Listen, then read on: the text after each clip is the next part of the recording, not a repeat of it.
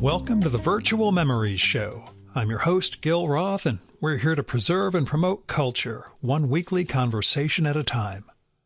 You can subscribe to the Virtual Memories Show through iTunes, Spotify, YouTube, Google Play, and a whole bunch of other venues. Just visit our sites, chimeraobscura.com/VM or vmspod.com to find more information, along with our RSS feed.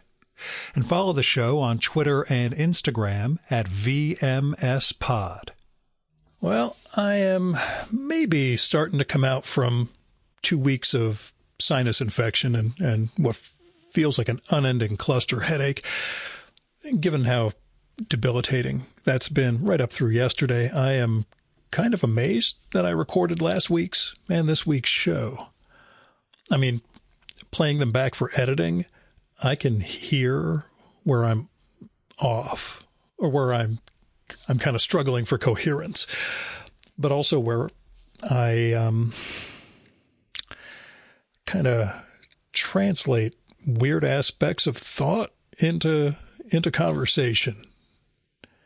That is, it sort of feels like the times I recorded with less than fluent English speakers and like sort of had to adjust my language for them, like none of the quips and digs and asides, and I had to speak more directly and slowly to try to make myself understood to them.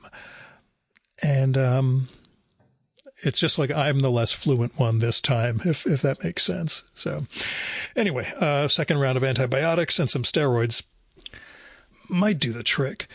I hope so, because I'm about to hit trade show season in another week plus, where I run around to various conferences and exhibitions and put on the Gil show for a different audience than this one. The funny part is, it starts with this 4-day event in New York City, and the day before it starts, I'm going to be recording in the city with Dan Nadell for his biography of Robert Crumb. And the afternoon that it ends, basically I'm going from a couple of meetings in Midtown out to go record with David Shields for his new book and movie, How We Got Here. So, like, even when I'm wearing my work mask, I'm going to be wearing this podcast mask right before and right after. There might even be one right in the middle of the show, like one of the evenings while I'm there, but we'll see. The bad news is, if not, we're not getting an episode on March 18th, but, you guys will deal. Anyway, let's get to this week's show. So my guest this time is Vanda Krefft, who has a wonderful and illuminating new book out. It's called Expect Great Things: How the Katharine Gibbs School Revolutionized the American Workplace for Women. It's from Algonquin Books, and it is this deeply researched, really engaging history of the Katharine Gibbs School, this executive secretarial school that was founded in the 1910s and changed the lives of generations of women. And I knew zero about the Gibbs girls and the school and anything about this stuff before I saw the book.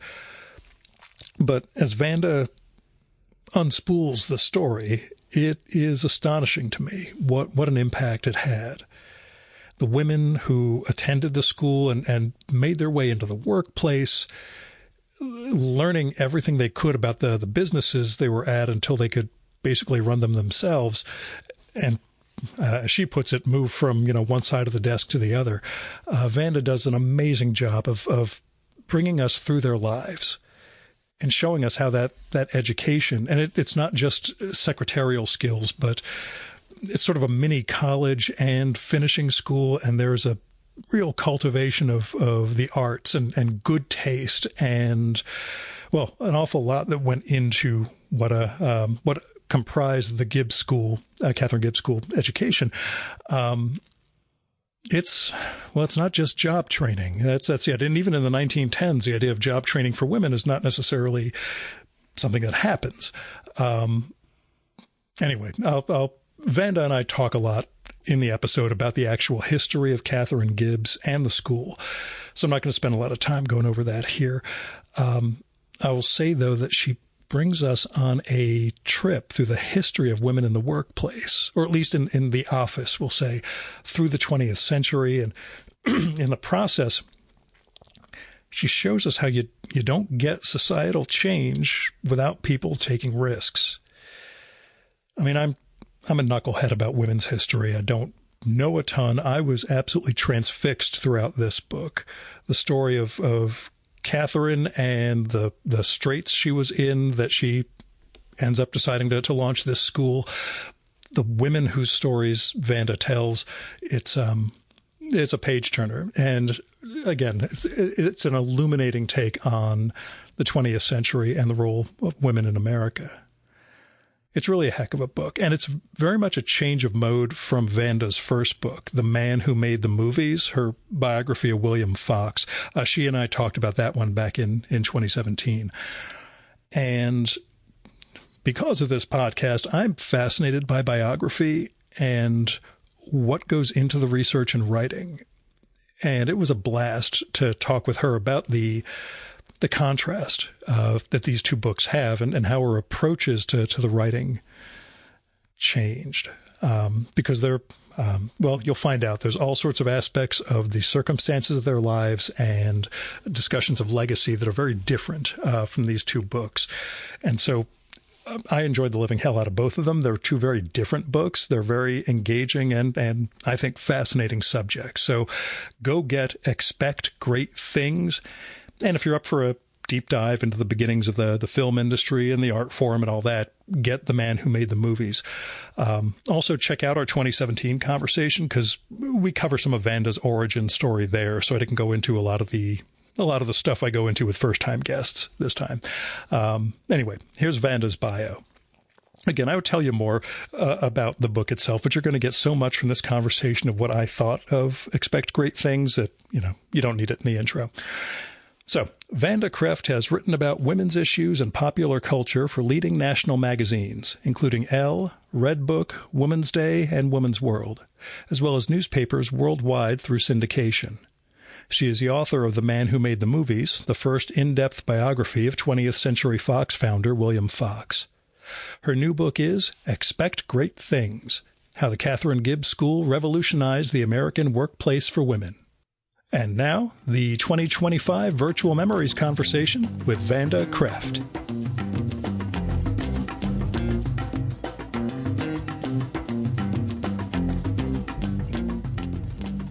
Tell me where the book began. Where did you learn about Katharine Gibbs, and when did you realize you had a book? Which is three questions in one. Right. Where did the book begin for you? Where did it begin? It began after William Fox, who you may remember. Thank you very much for that conversation. So I was casting about for what do I do next? And I really thought, well, this time I would like to write about a woman. And I like people who have been overlooked by history, which I think was true for William Fox. And I found Katharine Gibbs actually in talking about story ideas. I'd run through a few ideas with a friend of mine, another writer, and she said, well, why don't you do Katharine Gibbs? And she told me that when she was about to graduate from Smith College, that her father had said to her, well, if you're other ideas don't work out, you can always go to Katharine Gibbs. And so I thought, so then she explained to me what the school was about. And I thought, well, it's kind of curious that nobody has done this, because it really seemed to be a significant institution. And when I looked into it, I realized that by the late 60s, there were more than 50,000 graduates of this school, many of whom had gone on to rather prominent careers, prominent, now forgotten careers. So I thought, well, this is worth investigating. I'll tell you, the thing I wish I had done was I really should have been based on the East Coast to do this story, but I wasn't. Yeah. So that's why we have airplanes. Yeah, how tough was the research? I mean, why don't you give a little history? I could talk about it in the introduction, but it's better if you give a little history of Katharine Gibbs herself and where the school originated. Sure. Okay. Katharine Gibbs had, to me, when I looked into it, a really interesting story, because my first thought was, that, oh, she must have been from a wealthy East Coast family with that name. She certainly sounds like a Boston Brahmin or someone of that ilk.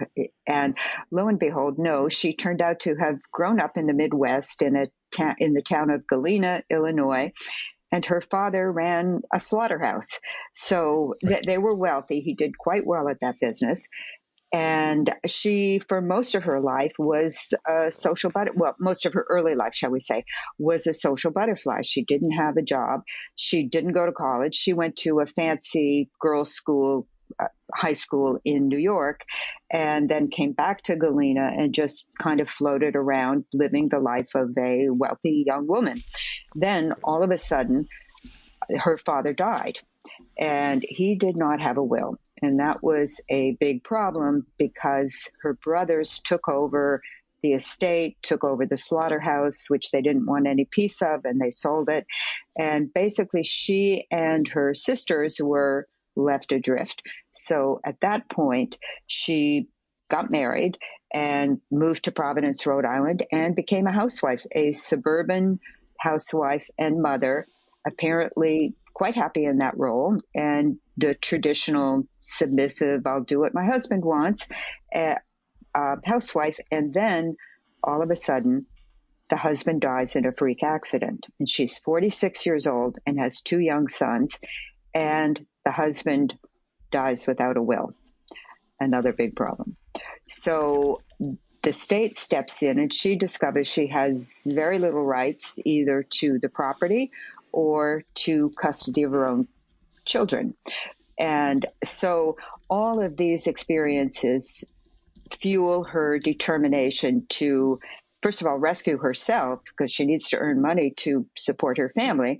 And secondly, in a broader perspective, to make sure that what had happened to her doesn't have to happen to anyone else. And so she starts a secretarial school. Actually, what she does is she takes over an existing secretarial school, which is in a rather questionable part of town, shall we say, in Providence. Yeah, you make it out to be not in a great location. Yeah. Pardon me. Yes, in Providence, Rhode Island. And she struggles for a number of years. And then she figures out what she's doing.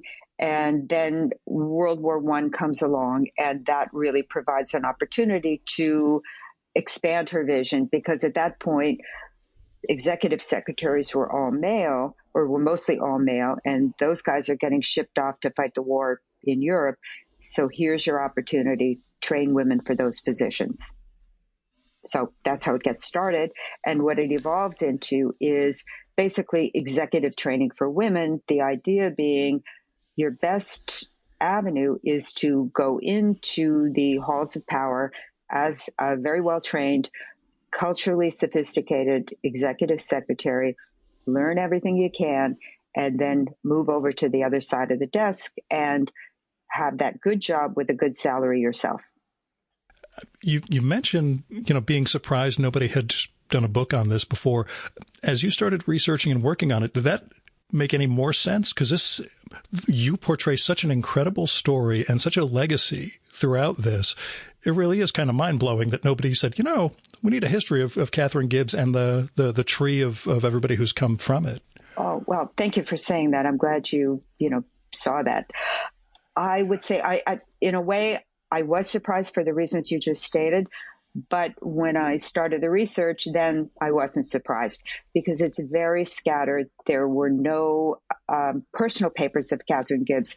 There were the Katharine Gibbs school records at Brown University, but it was all that information was really about the school and very little about herself.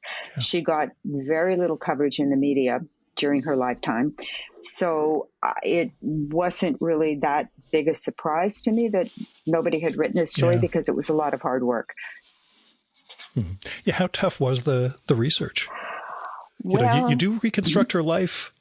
You reconstruct a life, I'll put it that way, in the pages. It does feel like she's a lived person, not a collection of records. But how tough was it, especially for the early days, doing that research? Yeah, it was. I would say it required a lot of creative thinking and that sort of late night well, why don't I try this? Or how about Mm-hmm. that? Where your mind kind of wanders to remote possibilities and you think, why don't I try that? So for a lot of that information, I found, what was it? There was the Illinois Digital Archives has local papers, digitized, searchable, fortunately. So I was able to find a lot of, well, not a lot of, but I would say maybe enough little articles, little items mentioning what she or what her family was up to in those early days. I think that was probably the main place that I got the information about her early life.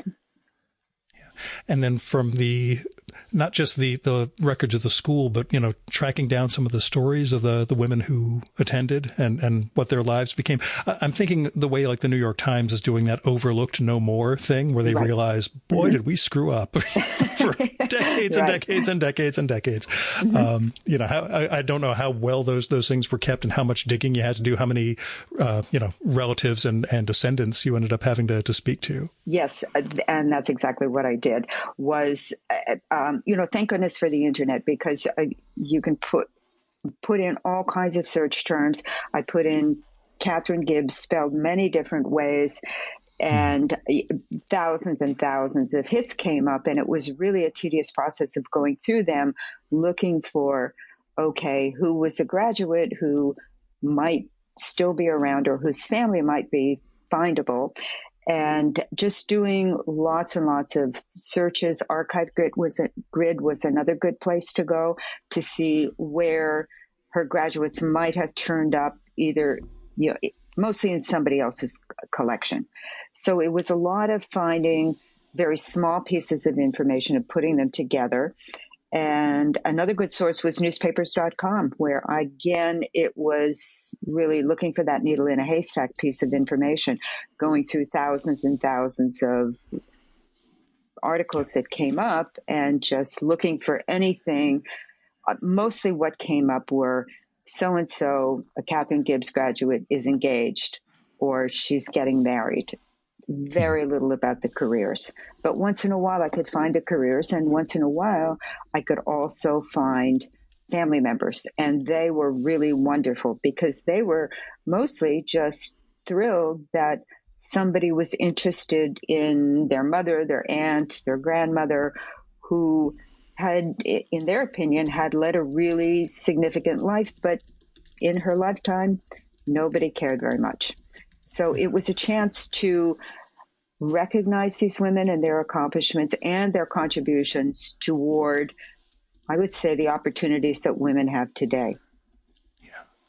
Yeah, I'll say you really convey that well, I think, in terms of the challenges they face, the things we take for granted today for women, knowing things are still very, very difficult for women. And I'm not, glossing any of that stuff over, but the sense of what was available then, even, I think about it now as you talk about the research, I can't imagine women changing their names and how difficult, last names, and how difficult it is to try to put two and two together and figure out who was whom, Yes. further down the line genealogically. But, Exactly. Mm-hmm. But tell me, your William Fox book, you focus on a single individual and the company he built and the art form and everything else, still, a single person book. This one, Catherine Gibbs herself dies in 1934, as I recall. Yeah. You continue the book from there with the legacy of the school, her son running it. What was it like working in that sort of mode, almost more of a biographical sketch mode for multiple figures, instead of the larger than life figure of William Fox from the first book? Right. What did you have to learn, I guess, changing modes for the two books? I really was forced to change modes. My original idea, before I really knew anything, was to focus on Catherine Gibbs herself. And then I realized there is relatively scant information, whereas compared to Fox, his accomplishments were so big that there was, and he intersected with so many other people closely who had kept their own records so that I could see him. Our quote from the last time we talked was, lucky for me, he liked to sue a lot of people, and a lot of people like to sue him, so there are lots of records, you said. Yes, that is true. And legal records in that case were really wonderful because they would force people to recount the basic facts. Well, where did you live? How did you meet? Et cetera, et cetera. And they were also a place where people could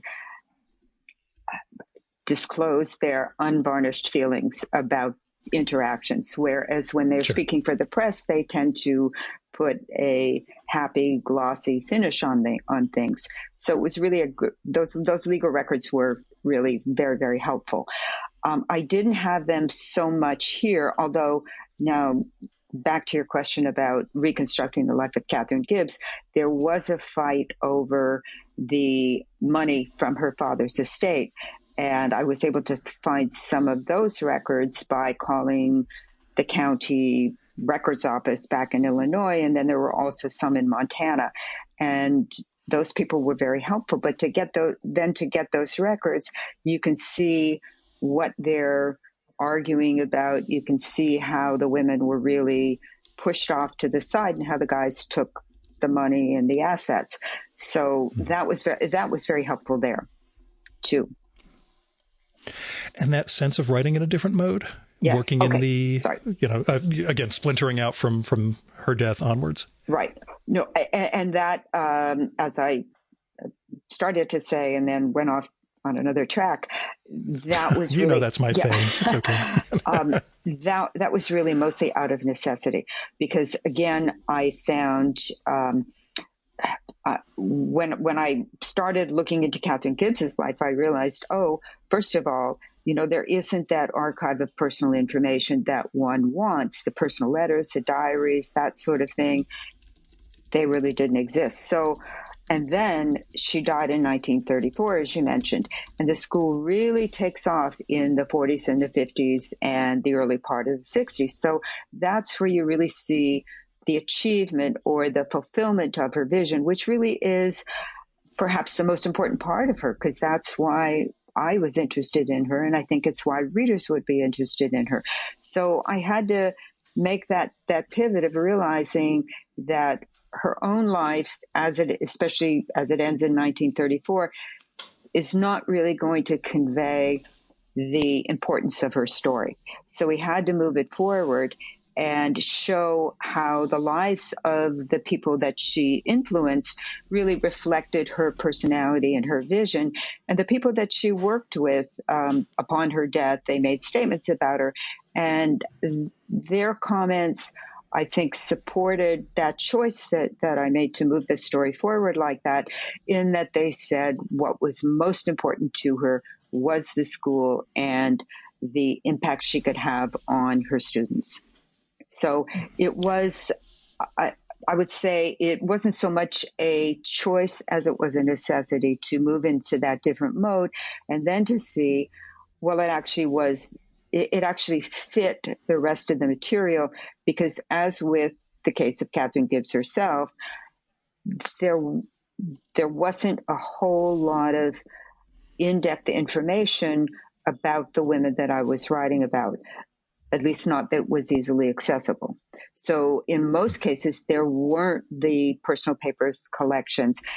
Once or twice I did find them. For instance, in the case of Catherine Brand, who was the woman who worked with Ray Stannard Baker on the Woodrow Wilson biographies.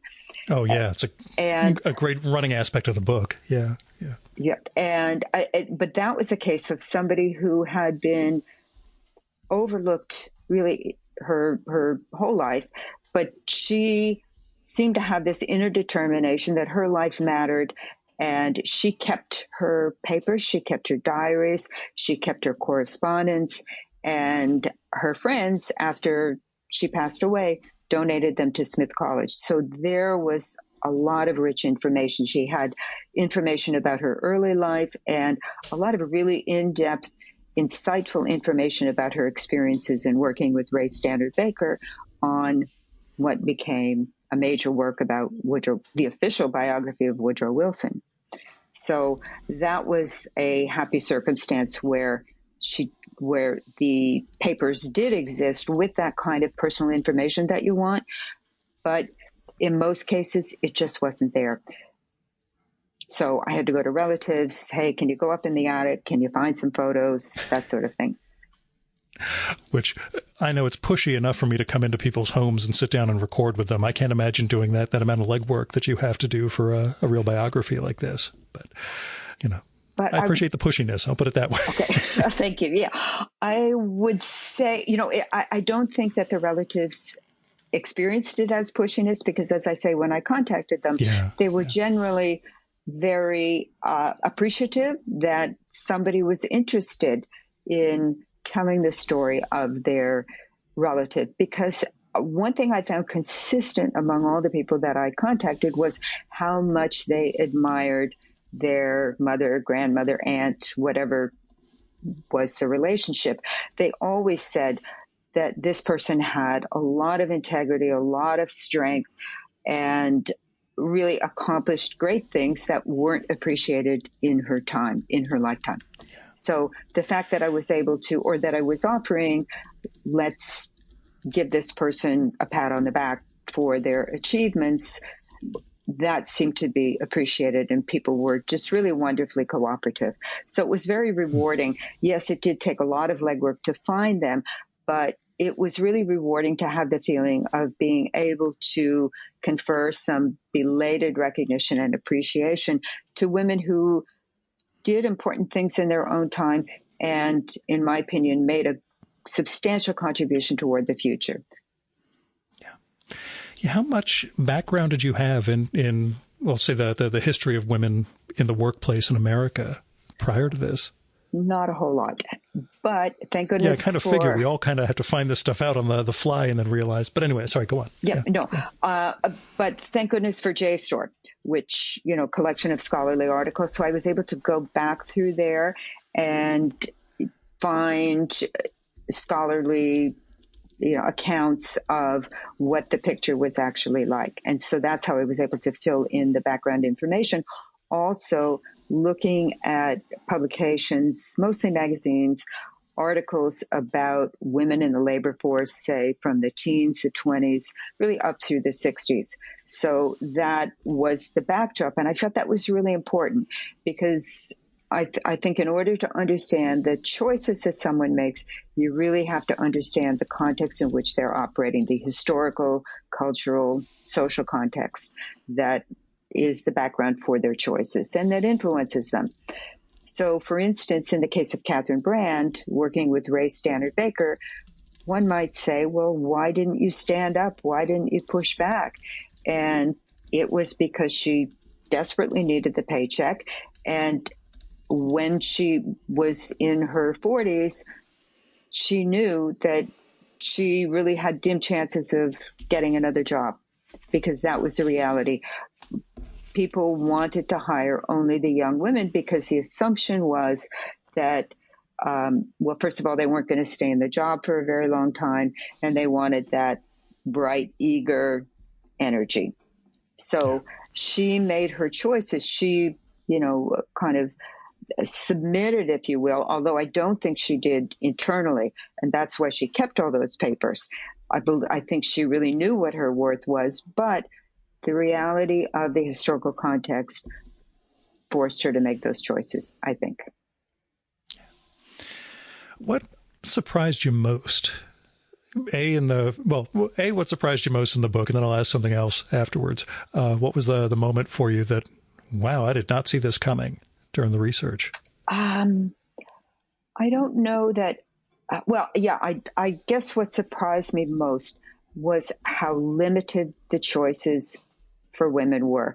And I would say, especially during the 20s, which is always celebrated or usually celebrated as an era of liberation for women, and to see what actually was, there was a pretty significant backlash against that. And really, I would say those images of the carefree flapper, that's really only the people who can afford to do that, women who don't need to go out and get a job. And when you look at what actually happened in terms of opportunities, they actually shrank a bit during the 20s. And most working women were working in low-paid, low-prestige jobs. So that really surprised me.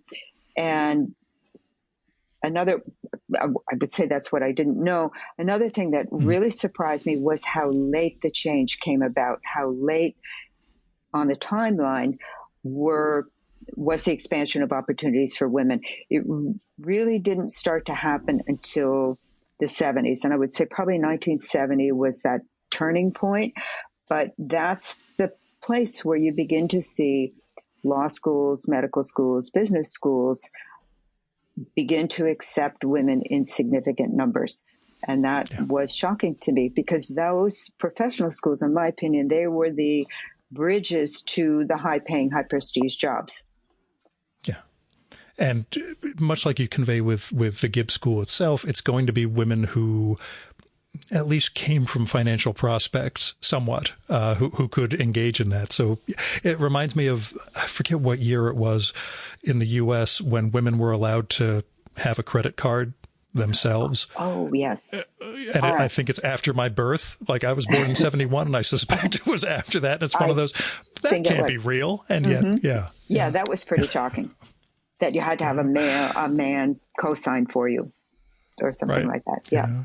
That was shocking. Things have changed, well, slowly and then quickly, and we'll see where things are changing subsequently. We'll talk about that later on. But my surprise question then is also, what surprised you about the education and the curriculum of Catherine Gibbs School? Because to me, the culture and cultural study aspect of it was really striking.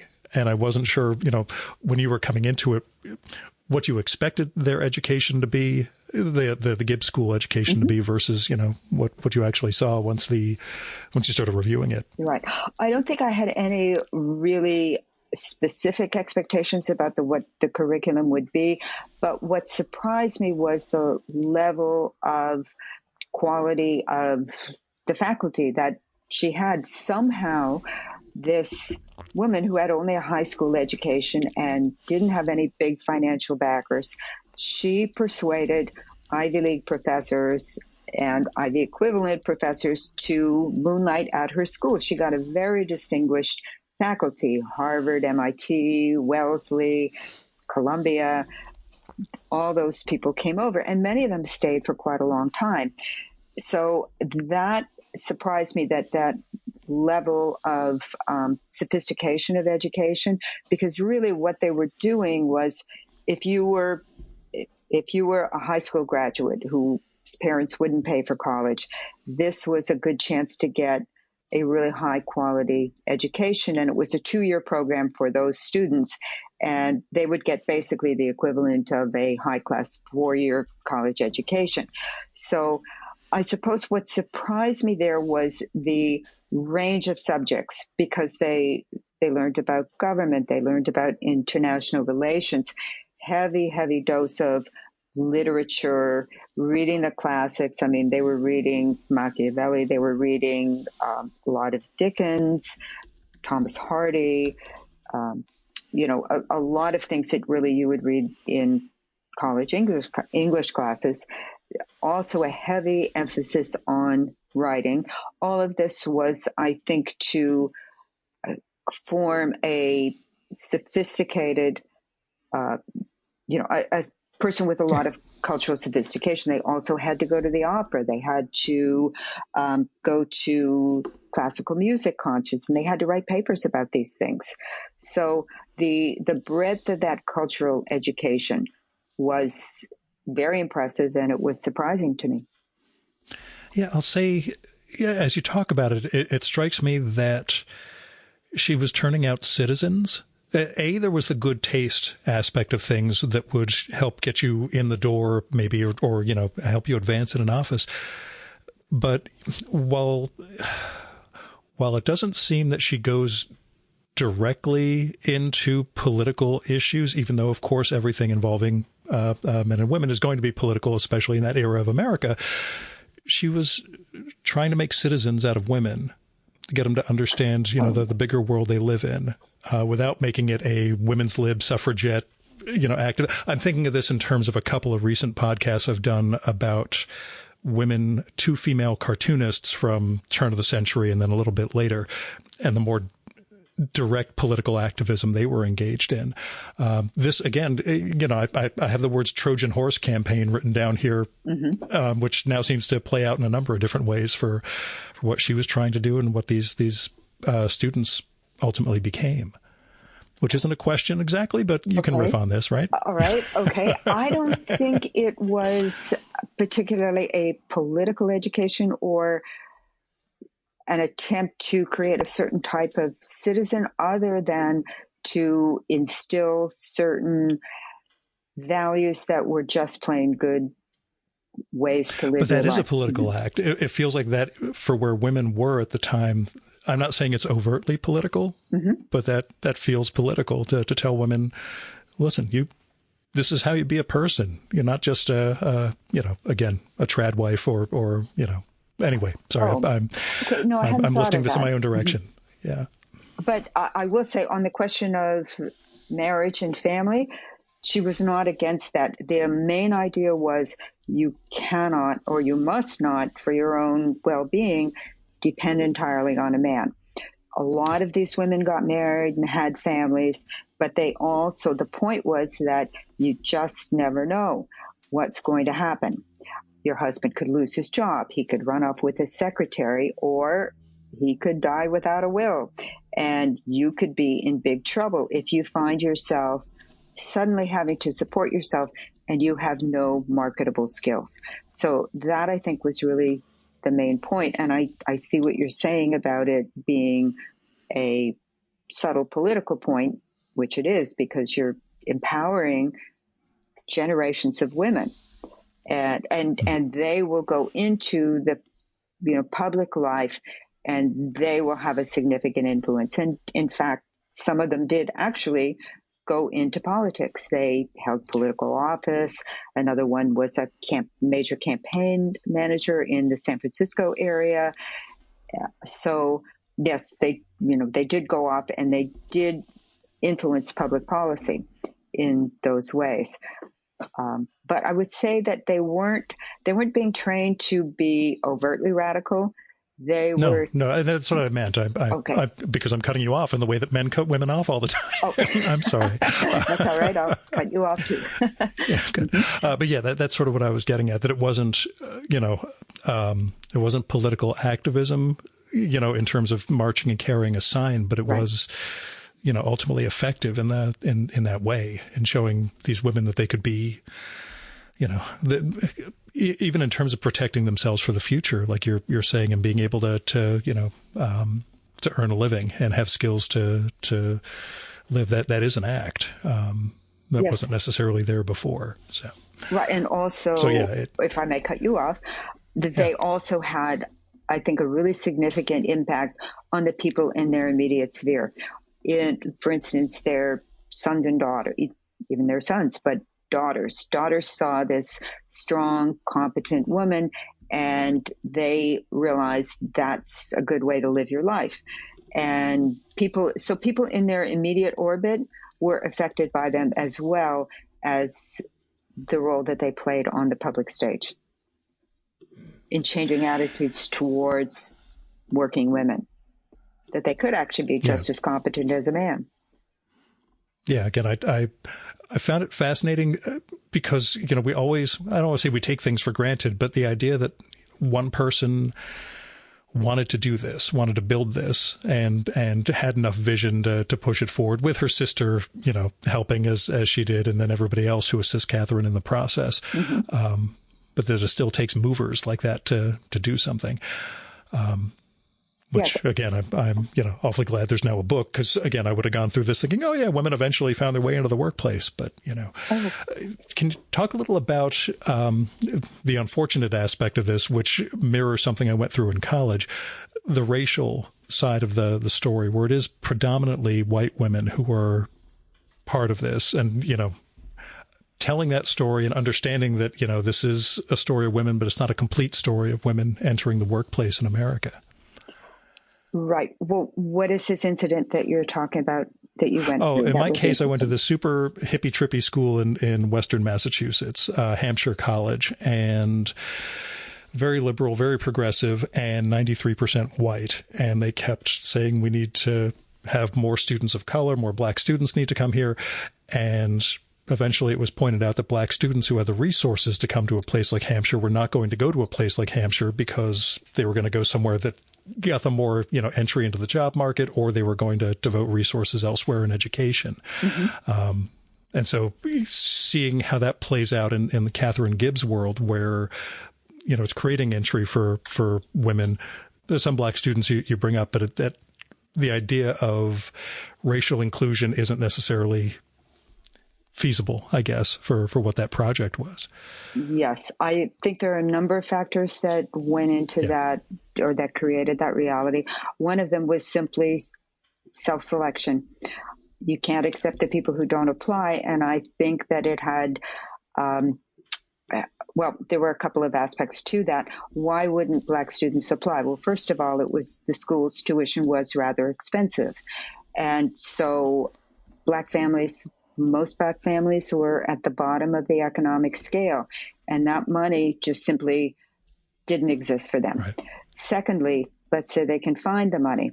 What are the job prospects of the young woman who would go through the school and get this great training?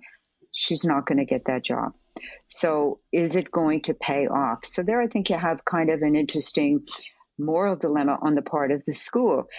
Why didn't they go out and recruit? You might ask. Why didn't they aggressively recruit black students? Well, would it be right to lure these students in when from the calls that come in from employers, and you know what they're looking for, and that these black young women will not be able to get a job? Is it morally defensible then to take their money and put them through this? I don't know. What do you think about that?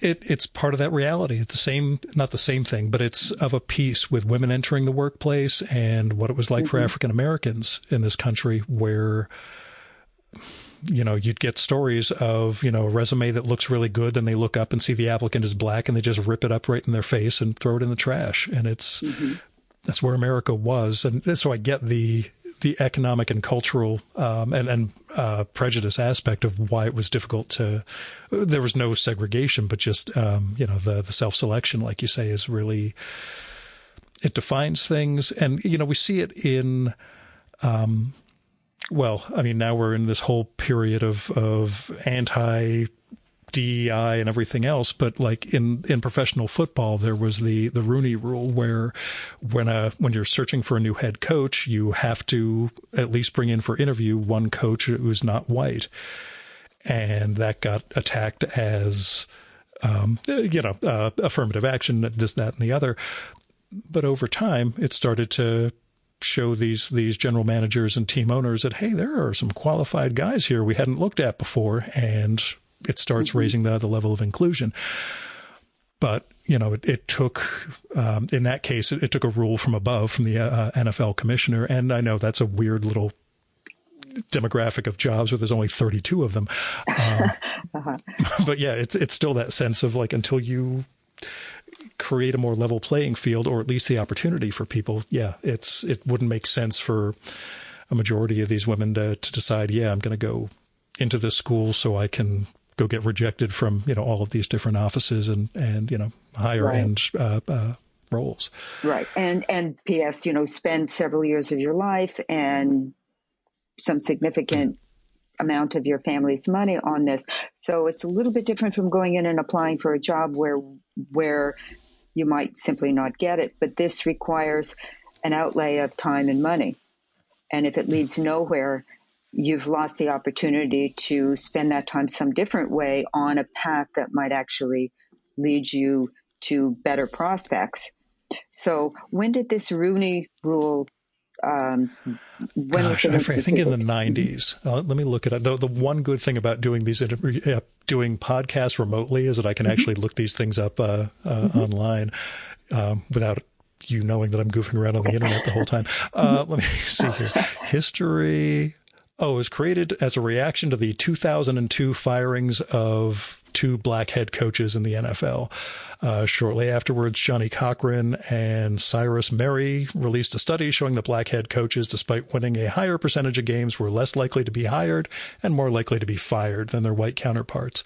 So that led to passing a rule to start, at least to start bringing in for these guys, bringing in more non-white. At the time, it was just African American, but they expanded that. Mm-hmm. So yeah, it's okay. So I would say also that the place in the timeline is also really significant. That to me is surprising that it was that late in history. So you're saying the early 2000s. The NFL is a pretty regressive world. I mean, it's basically gladiatorial combat. We just cheer for people to get brain damage, but that's one man editorializing. But yeah, with most sports, you don't see this. It was the same thing when the NBA brought in 2 women referees, and that led to, it's a weird thing. It led to people outside the NBA freaking out, while the players themselves seemed to be okay with a woman in the role of, referee, as long as she was good. They were fine with having her blow a whistle instead of a man blowing a whistle. Mm-hmm. But, the certain demographics of people had to complain that this was a sign of, something absolutely terrible in the decline of Western civilization. And that's been going on for decades now with women as coaches, women as referees. Mm-hmm. So, yeah, it's a different world in that respect. But there are things that, again, have taken longer to play out. Mm-hmm. One of the things I wanted to mention about the book, besides the fantastic job you do in such a short number of pages, or brief number of pages, basically bringing together the history of the Gibbs School, the history of these women, what employment was like, and the opportunities they created for themselves. You also show the decline of the school in a way that really highlights what modern economics does to businesses, to something that, you show how the school was built in a way that it was good enough. The growth was good enough. It didn't have to proliferate into, a million different outposts and, maximize the number of students. And then once they sell, that's what happens. Yes. I think the difference was when you have family ownership and you have people who care about the business and who really understood what the mission of the school was, and that if you expand rapidly to every strip mall in America, you are going to drastically dilute the quality of the education. And so, yes, they were Catherine Gibbs and then her son, who did a great job. They understood that they needed to, and they cared about it. So keep the standards very high. And that was the, secret, I think, of the success of the school. And that Catherine Gibbs graduates became in very high demand. But the woman who worked for Ted Kennedy said he had a policy, he would only hire Catherine Gibbs graduates. And I think at that level, that was not an uncommon attitude. But if you're turning out, millions of students a year, you're just not going to be able to give them the kind of attention or the quality education that the family was able to. So I think that was one aspect of why it really fell off the cliff after the family sold it, after Gordon Gibbs sold it in 1968. But I think another aspect of it was what's happening in history for women, and the fact that the gates to those prestigious professional schools are now opening up. Women have other opportunities. The Catherine Gibbs School was based on the idea of this is your best chance. Be an executive secretary and go in, learn everything you can about the business at the top, make good contacts, and then either get promoted or head out on your own. But now women can go through the same channels as men, or they can start to go in greater numbers. So that becomes a much more attractive option. So I think the market for what they were selling was also really significantly dropping off. Yeah. And in a sense, they created that too. They created in part the sense that women could succeed. Yes. That they were competent, and the seeds of its own destruction is there, but in a good way. That made itself obsolete. Yes, absolutely. Yeah. It's a really fascinating book. Sorry. Mm-hmm. Yeah, go ahead. No, I was going to say you did a great job. I was just about to tell you, once again, how good this book is. Oh, thank you. I really appreciate your saying that.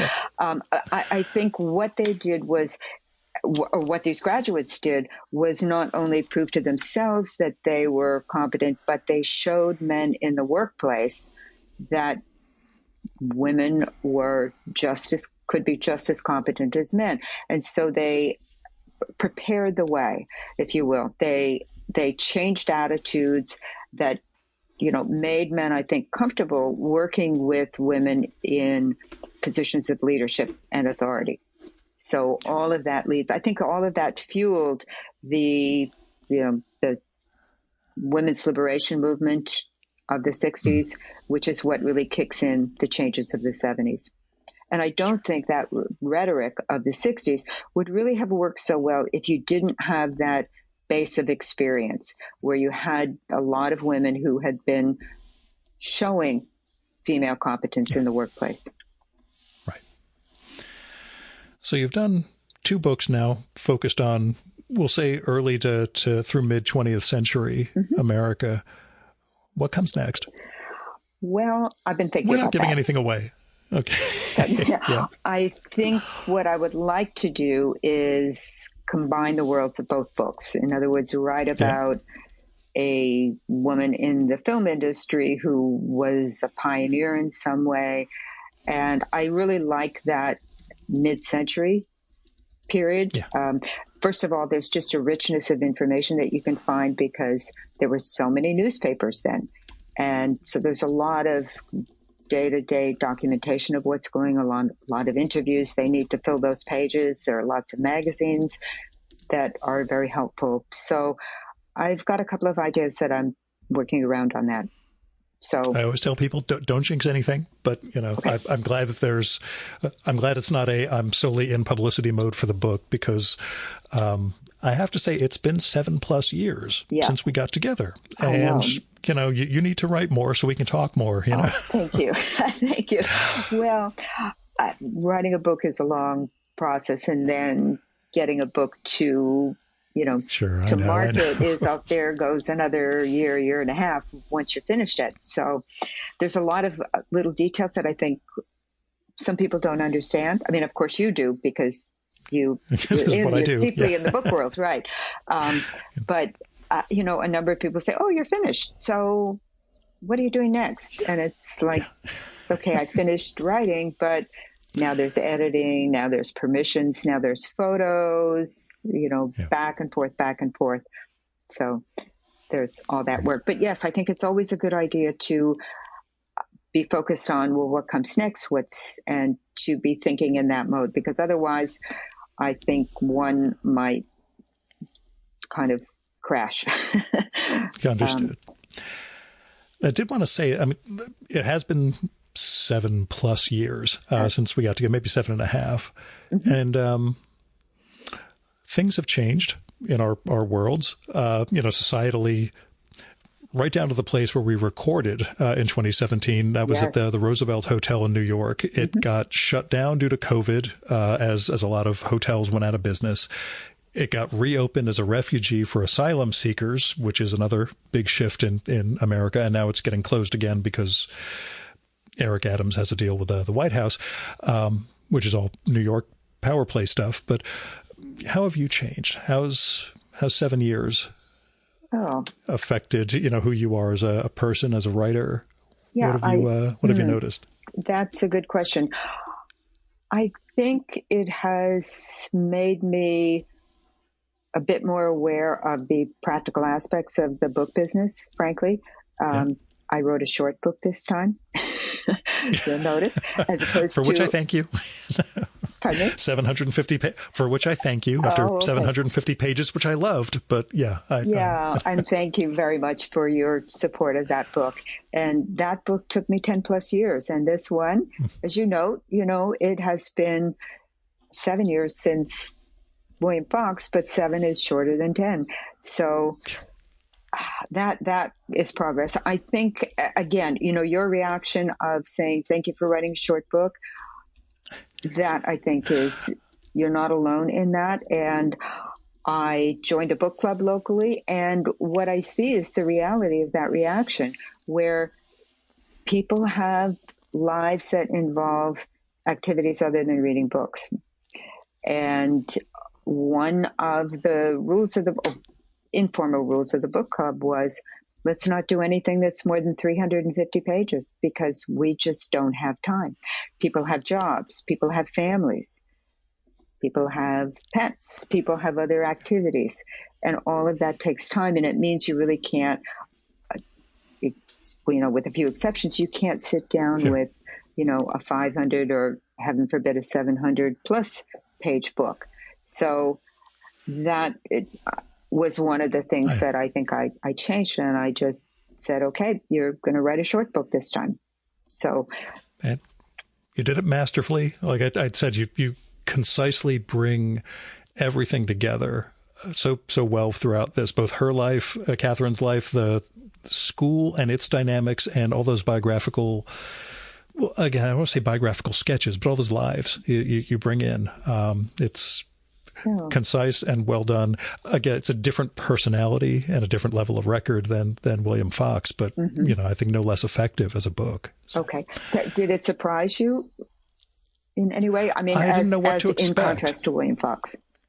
I think reaching Catherine's death as early as I did, I was like, oh, well, I don't know where the book's going to go from here. And then seeing where it goes from there, was illuminating. I thought you did a masterful job of that, knowing, working within those constraints and parameters for what her life was and what the basis was, what you had in place. It as a reader, it really, kept me going really effectively. And I think showing how America was changing in the process and doing all of this in under 300 pages. I mean, it's a really challenging job that you undertook, and one that I think you pulled off. Oh, thank you very much. Were there any stories that you found particularly surprising, affecting? Well, the fact that you had a Bill Marston Wonder Woman connection was tremendous, given my comic book background. I wondered, reading a Theta Bara line early on in the book, I wondered if that was the jumping off point from William Fox to this book, but realized once you said where the origins of this book came from, that it wasn't, something you just happened to come across in the Fox research. But yeah, I thought many of them, again, the Catherine Brand and the entire Woodrow Wilson history, her story feels like it should be a film. That you could tell this woman's or a TV series nowadays of what she went through, everything she brought to the project of Wilson's biography, and then how she gets overlooked and what opportunities end up, showing up in her life. Right. But even the stories of the people who didn't. I was going to say the stories of the women who didn't succeed.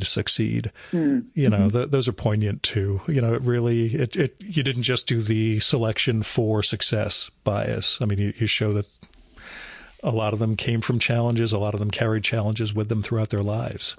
Yes. And I also wanted to show the other side with a few examples of women who made other choices, who left the school, say, early, or who fell into the, if you will, kind of mythology about the wonderfulness of marriage and how you can support a man. So, because I thought that illustrated, this is what's on the other side. This is the risk if you go in that direction, and which to me kind of reinforced the choices that so many of the other ones went, and the courage that they had in pursuing the paths that they did.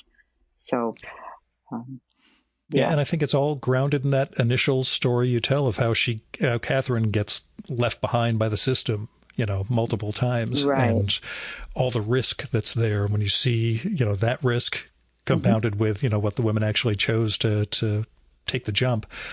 You show a really strong legacy throughout the book. It's again fascinating in terms of being, I'll say, more of a mosaic that comes together. Yeah. And you do you do a great job of it. The thing is, the big question I asked 7+ years ago that I forgot to tell you was coming this time. What are you reading now? Oh. Yeah, see, I should have warned you. I apologize. What am I reading? Just, I would say nothing that really grabs me enough to talk about, I think. Understood. I'm hoping you'll have something by the end of the year when I do that guest list episode where I ask guests what the best thing they read last year was. So you'll have time. You got 9 more months to find something good before then. So to do my homework. Yes. Okay. Now I have an assignment. I must read find something good to tell Gil about. Yes. Okay. I will make a note of that and I will do it. Big last question. Yes. How'd you do with the fires? I know you're in I don't want to give your exact location, but you're in the general area of all this stuff. How can you talk about the experience or how things have gone? Sure. Well, I don't mind saying that I'm in Santa Monica, which is directly to the south of Pacific Palisades. And I walked outside and you see these huge, huge clouds of black smoke. And they issued evacuation warnings for the northern part of the city, which was not northern part of Santa Monica, which is not exactly where I'm more in the middle part. And then that area got evacuated. But fortunately, my area, my particular street, didn't even get the warning. But it was really pretty terrifying because you had no idea where this thing was going to travel. And I would say my area was spared simply because the winds didn't shift. But I haven't been to the Palisades to see the damage. And I understand that access is still being, very restricted. But people I know several people who lost their homes and they just walk around in shock still. And that was early January that those fires occurred. And apparently the whole area is just decimated, and it's really unimaginable because the Pacific Palisades always seemed like an area that was just immune from that sort of trouble. And so I think there's going to be a lot of reckoning locally as to how this happened, why it happened, and how do we make sure it does not happen again. So, sensitive question, but did it kind of put you in the I need a go bag mode now that you sort of need to prepare for this sort of thing, or are you? Gil, we have. Or were you already in that boat? We're very good here at deluding ourselves. Okay, that's I never know. That some people live in that prepper mode, other people are But, it can't happen a second time. Yeah. Yes, but this is an area that, for decades, the big earthquake's coming. And I don't know anybody who has the bag packed. So gotcha. I think, it hasn't happened yet. Maybe it won't happen for another 100 years. I don't really. My area, although I will say this to sort of make myself sound a little bit more reasonable, but where I am is not considered a high fire risk, simply because we don't have a lot of open land here. We don't have things that will catch fire, or supposedly not. So we're more at risk of earthquakes, and I think we've just in general reconciled. Let's not think about that. So I understand. Yeah, and what I do remember, actually, I was here for the '94 earthquake, and what I do remember from that was, even if you had that bag packed, things would have collapsed on it anyway. So yeah, I know. There's the security we delude ourselves into, and then there's the aspects that we cannot even imagine things are going to be like. Even here in New Jersey, we had forest fires in 2 towns adjacent to ours, but things are really spread out here. So it's 6 miles away and about 15 miles away. Still smoke and sort of choking us at times outdoors. Mm-hmm. But there was a sense of like, this is New Jersey. This doesn't happen here, you know, and then what do we do if this does, you know, and it starts to move towards us? Are we, you know, prepared for anything? Surprise, we're not. But yeah, it's a different world that we live in now. Like I said, the changes just in the time since we last spoke, you know, it's a very different world. I'm hoping, you know, things are a little better next time we get together, though. So. Yes. Yeah. Well, to turn the question back on you, what do you see as changes in the book business? Because you certainly have a panoramic view of it. I'll say, you know, COVID changed things a bunch. First, in terms of, you know, how things were getting publicized, the whole book talk thing, and, you know, the way there was a stretch where, you know, basically publishers wanted to see how many internet followers you had on whatever platform, and that was going to dictate whether you got a contract or not. Things seem to have leveled out from that because they realized people were faking their numbers. Which you would obviously do. Anything that's gameable, you will game. Exactly. Yeah, I don't see how anybody thought anything different would happen, but whatever. You know, it put things, I'll say two things. First, there was the sense of, imagine you put all that time into William Fox and the book came out in March of 2020. Oh. And yeah. And surprise, the world just shut down, and essentially my life's work at that point is going to disappear because nobody can go anywhere or do anything. There's some degree of hangover from that. I think there's a sense of people still feeling a little fraught. I combine that with the recent election in America and the new administration, and the sense of some of my more literary and artsy writers wondering what the hell they're even doing. Oh, because why are they wondering that, or what specifically are they wondering about?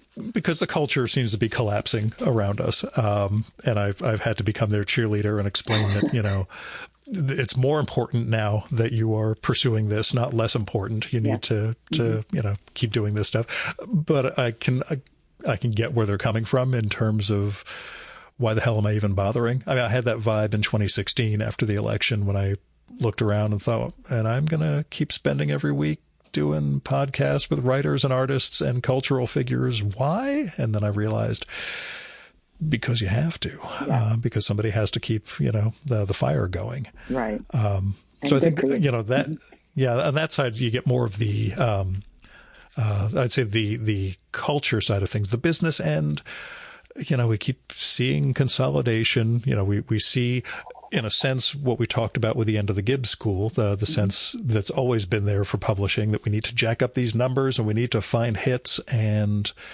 it is as impossible as it ever was to, you know, figure out what's actually going to be a success in publishing. So I don't know how the economics have changed or accelerated along those lines.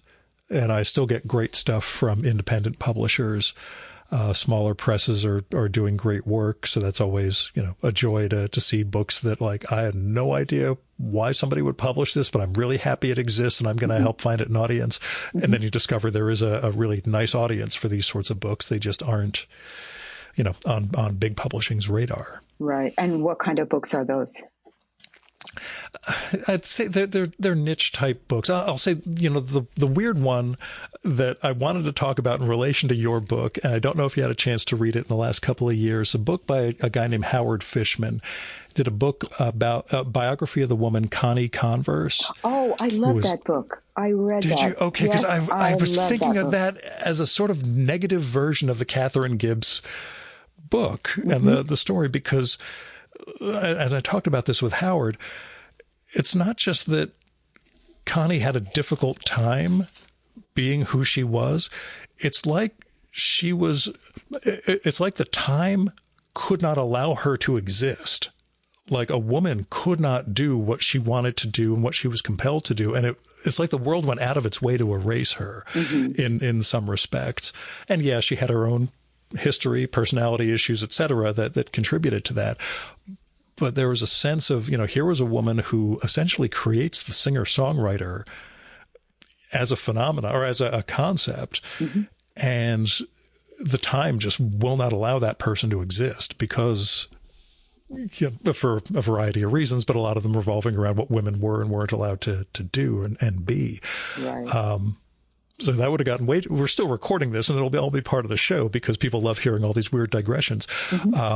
But that one, that was actually a significant publisher that came from, as I recall, but it's a story that like, wow, I didn't know this existed. B, I'm glad that book is out there and I'm glad it found an audience, but that's not a guaranteed hit by any means. Yeah, although apparently, because when I read that book, I mean, first of all, what I was struck by was his passion for the subject and how hard he worked on it and how much he just loved this, this story. And I thought he did a really fantastic job. It's a big book, but I couldn't put it down. So there's an argument for good big books. But I think there was an underground audience because when I read it, I thought, I've never heard of Connie Converse. Let's go to YouTube and let's find her. And what I recall seeing was that there were a whole lot of people who said, I've been a fan of hers for a long time. This kind of underground audience that just loved her. Yeah. So, I mean, I won't say it was as big as Bob Dylan's audience or, the audience for Joan Baez, but so I think he tapped into that. I'm really glad he wrote that book. I really, really liked it. Yeah. I'll say another weird one and I don't even know this publisher, Biblioasis. I think they're Canadian. Yeah, they are. They put out a book by an English writer last year called The Notebook. Just one of those books about a phenomenon. And this is about the history of notebooks, a history of thinking on paper, as it's called, by Roland Allen. And it is absolutely fascinating. He has some really interesting theoretical takes on what the notebook does, what it creates and permits in human history when paper and not papyrus starts to proliferate, and it extends to the concept that once individuals start keeping journals, we sort of create private identity in a way that it didn't really exist previously. Like royalty would write things, but the idea that like an individual could just write down their thoughts just for themselves, and this journal creates a different relationship to the world. And it's things we don't think about because they're totally normal to us now. He really gets across how strange and different this is. And that book I started seeing showing up in all of these best ofs. To me, that book was catnip. I was all over it, but I was like, it's a history of notebooks. I don't know who's going to be into this, but I sure as hell want to sit down with this guy. Like I wasn't even pitched this one. I saw it on the advanced review website, Edelweiss. And I was like, a history of notebooks? I have to find that publisher and get this guy. And we ended up getting together. But that book got real recognition. And I was just like, okay, I am happy. There's an audience that, cares enough about this. It isn't just I like, my fancy notebooks, therefore I'm going to get this book about notebooks. Right. There really seemed to be a good readership for it. So that was one that really jumped out at me from the past year. I'm just looking at my list of all the books I finished in the past year, which always fills me with dread because I'm working at a slower pace this year because winter's just been rough on me. But, this is all the Gill stuff. I'm sorry. This should be the Vanda stuff, too. No, this is very interesting. Well, I am going to find The Notebook by Roland Allen, I think you said, and that might be my book that I give you at the end of the year when you ask. Awesome. So, okay. I always like when these things feed back into each other, and you can listen to our conversation, too. Right. No, but that's inspiring. If it was a small publisher and yet somehow it found its way to recognition, that's encouraging. I still think there's room for that stuff. And we see it with like Pushkin Press and Picador, the British presses especially, that keep finding every future Nobel winner. And there's lots of great work in translation too. I work with a couple of publishers and translators to do podcasts with. But yeah, I like to think there's a lot of opportunity out there, despite the dumbing down, et cetera. I like to think that there's people who will read and people who listen to two smart people talking for an hour. Yes. Yeah. Well, which is us. I will have to do more reading, but thank you. Yeah. As opposed to research reading. You have research and writing to do. So, make sure you're contributing in your way. I'm just making banter and conversation and enjoying all the books in the process. Yeah. Yeah. No, but I think it is important to have reading as a significant component of one's writing process, because seeing what other people do and how they handle language, it always is, I think, inspiring, and it can be a big problem solver if you think, well, if you get stuck, well, how did somebody else handle it? I don't think I asked you that last time, and I should have. I guess this will be a real last question. Okay. Do you have examples or I don't want to say templates, inspirations? Were there writers in particular, historians or biographers whose work you kind of groove on, looked at, inspire you? I would say not. Well, okay. Recent books that I read. I did read the recent King book, and I thought that was really good. And I can't cite a specific lesson that I learned from that other than just it's really high quality writing. I think from the Connie Converse book, what inspired me there was the author's passion for the subject, and that you have to get, I think, emotionally attached to it. And just as he pursued somebody that really most people had never heard of, certainly I had never heard of her, but he made her life interesting. And I think that was something that maybe I brought to the Catherine Gibbs book and it sort of fused with an idea that a writer friend of mine gave me recently. He said, everybody has war and peace in them. And I really think that's true. So every ordinary person has a rich story of experience, of life lessons, that if you really dig into their story, you can find it. And I think, again, from the Connie Converse book, I think he did that really, really well. And he created this rich world of her identity and her experiences. And so I think maybe that gave me the confidence to try to do the same thing with all the women I was writing about. Find what is the heart of their experience. What do they want? And how does the world push back against their ambition and their dreams? And how do they deal with that? As opposed to just saying, well, this is what they did, in a kind of a dry, distant way, to try and bring the person alive on the page. You did an awesome job. I'm so glad we kept this conversation rolling instead of cutting off after the what have you been reading stuff. But Vanda, thanks so much for coming on. Thank you for this book. I think you've picked up enough on how much I enjoyed it and how much it sort of opened my eyes to what that world was like and the way this one woman being stuck in an awful bind manages to create so much opportunity throughout the century and change the way women live and work in America. Mm-hmm. Well, thank you very much for saying that. It's really very rewarding and heartening to hear that you like the book, that you discovered something you didn't already know. But I really appreciate this conversation, and thank you so much for reading the book.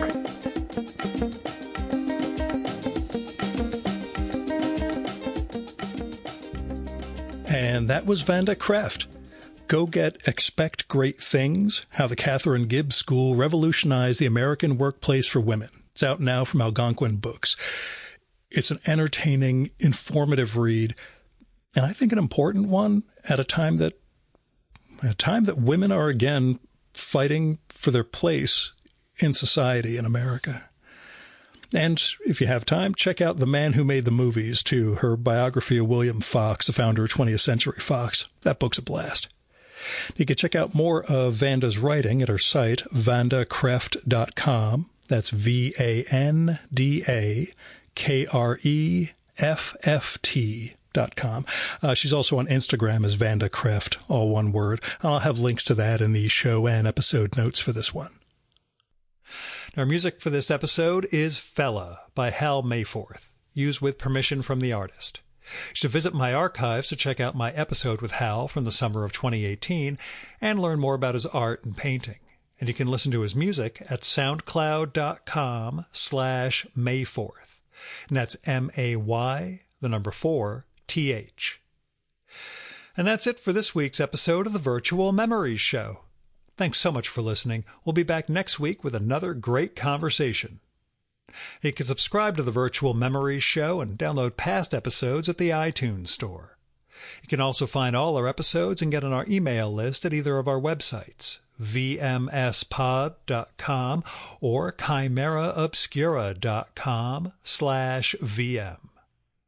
You can also follow the Virtual Memories Show on Twitter and Instagram at vmspod, at virtualmemoriespodcast.tumblr.com, and on YouTube, Spotify, and TuneIn.com by searching for Virtual Memories Show. And if you like this podcast, please tell your pals, talk it up on social media, and go to iTunes, look up the Virtual Memories Show, and leave a rating and maybe a review for us. It all goes to helping us build a bigger audience. Now, you've been listening to the Virtual Memories Show. I'm your host, Gil Roth. Keep reading, keep making art, and keep the conversation going.